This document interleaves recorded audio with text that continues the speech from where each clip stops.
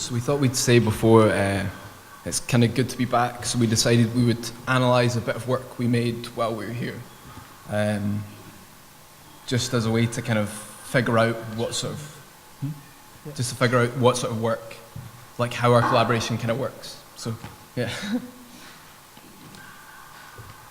And then there's my daughter Athena. On her 3rd birthday, I gave her a small box with 16 coloured cubes in it. She picked it up, shook it, and told me it was a rattle. She opened it up and said it was a wallet, and the cubes were money. Then she piled the cubes up, and they became a birthday cake. Roger van Oich, whack on the side of the head.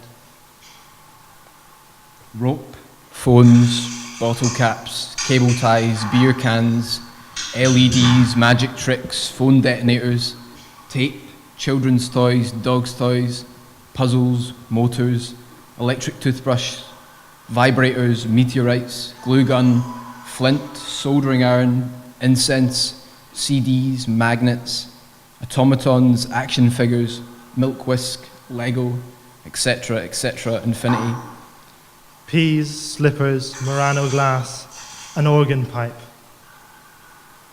We're sitting at my living room table covered in objects. All of the objects can be put together. All relationships infinite. We took a milk whisk and we sellotaped an incense stick to its end. When we turned it on, it made a perfect circle of light. Exactly like when a child runs with a sparkler, that light trail that lets you look right back in time. We stared at this trail until we began to think about what other infinite amount of shapes could be created. We took an electric toothbrush and again sellotaped an incense stick to its end. Galileo Galilei watched a cannonball spinning on a potter's wheel, grinding a disc of Murano glass. This lens was put in the end of an organ pipe. When the toothbrush was turned on, the stream of light this time took the shape of the mathematical symbol for infinity. When the newly made telescope was raised to the stars, it revolutionized the science of its time, and the worldview changed. The infinity toothbrush, when turned on, was also a revolution, a quiet, personal revelation.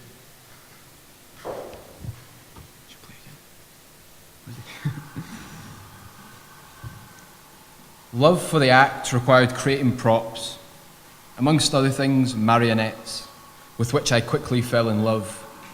Straight away, I saw the marionette a highly metaphysical form. I love to see an object fabricated by my own hands escape from me. From the moment I put my hands on the marionette to animate it, the character began to live in an almost autonomous way. I witnessed the development of an unknown personality, as if the doll made use of my voice and my hands to take an identity that was entirely his own. It seemed that I became a servant more than a creator.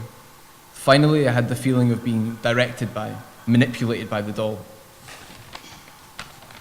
Alejandro Jodorowsky from Psychomagia, The Transformative Powers of Shamanic Psychotherapy. The infinity toothbrush became a tool with which we could explore the ideas of infinity, time, space. From an electric toothbrush, sellotape, and an incense stick, an esoteric device had been created. Its ability and scope outwit with our control. There are big things in small things, and if you treat these personal revolutions of abstract understanding as important, then the biggest problems can be tackled with the simplest tools, like a baby that throws its toy to the floor just to try to understand gravity. We do and think what we want.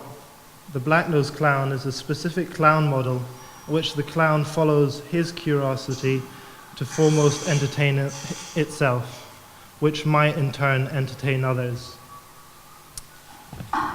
Hypnosis is a fictional construct in which a participant allows themselves permission to emote and interact with the imagination as if real, temporarily, much like watching a film or reading a book. Collaboration is our best recommendation for losing control. You have to lose control to collaborate. Collaboration is inherently indeterminate.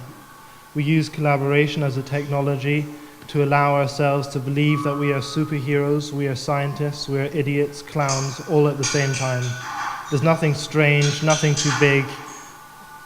Inconsistency is fine. At times it feels like we're a new, alternative, unknown personality. Sometimes it feels like we're playing a multiplayer computer game on a split screen, each seeing the same playing field from a different angle and sculpting this third space. Even when we're not together, I'm finding fossils in the Egyptian desert, whilst Dorian is finding fossils in the Dolomites. Either way, it feels like you're almost plugging into a matrix or a trance or a ritual. Play is natural. Evolutionary biologists use the term neoteny to explain an animal's retention of juvenile characteristics in adulthood. We are apparently, possibly, through some sort of malfunction or brain clot, neotenous primates. That's why we look like baby chimps. What this has gifted us is the ability to learn through our entire lives. Unlike many other animals or ancestors, we should play like children do. Kind of wait for it to catch up with us, went a bit faster than we hoped.